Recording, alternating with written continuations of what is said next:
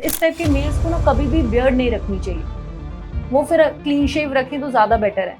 A lot of men are confused कि what hairstyle should they keep. मतलब इसमें भी कोई रूल होता है कि अकॉर्डिंग टू द फेस कि फेस का कैसा शेप है उसके according they must keep this kind of hair style, और अगर इनका शेप ओवल है या स्लीक है तो उनको ये हेयर स्टाइल रखना चाहिए। तो इसमें भी कोई रूल गेम होता है क्या? आप ना देखो, मेल्स के लिए ना हेयर स्टाइल बहुत ज्यादा इम्पोर्टेंट चीज है, क्योंकि अगर उनका हेयर स्टाइल थोड़ा सा भी इधर उधर हो जाता है उनका एंटायर लुक चेंज हो जाता है, ये चीज है। तो आप जो भी अपना हेयर कट डिसाइड करो ना, वो अपने फेस शेप के अकॉर्डिंग डिसाइड करो।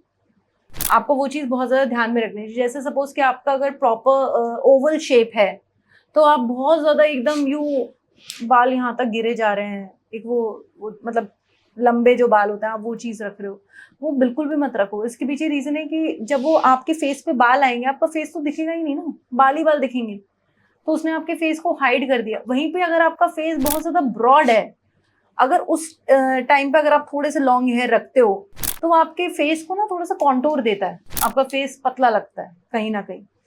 दूसरा कि आपके मतलब आप बहुत ज्यादा बाउंस नहीं है, कुछ नहीं है, फिर भी आप बाल बहुत ज्यादा एकदम खड़े करके आप वो चीज बना रहे हो सारी चीजें, तो आप सोचो कि जब उसके अंदर वॉल्यूम नहीं है तो वो गैप भी तो दिखेगा ना, वो चीज।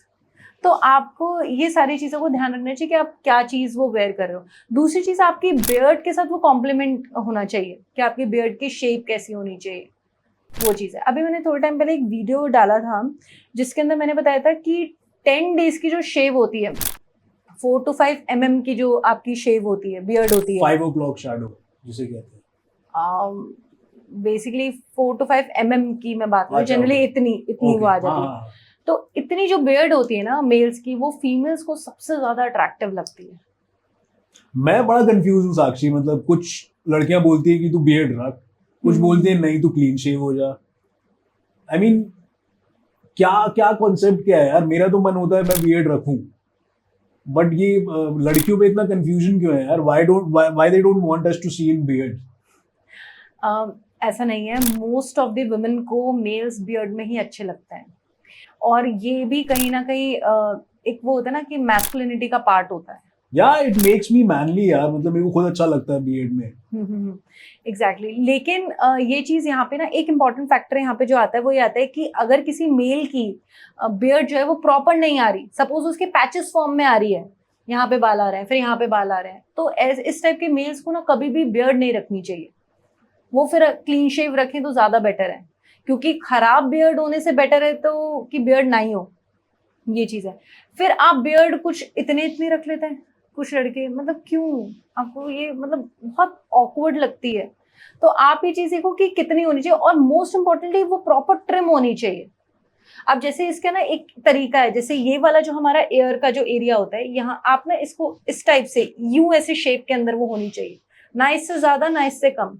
और जो हमारे एयर का जो अपर एरिया जो है वो हमारा यहाँ पे आपको एक कट देता है।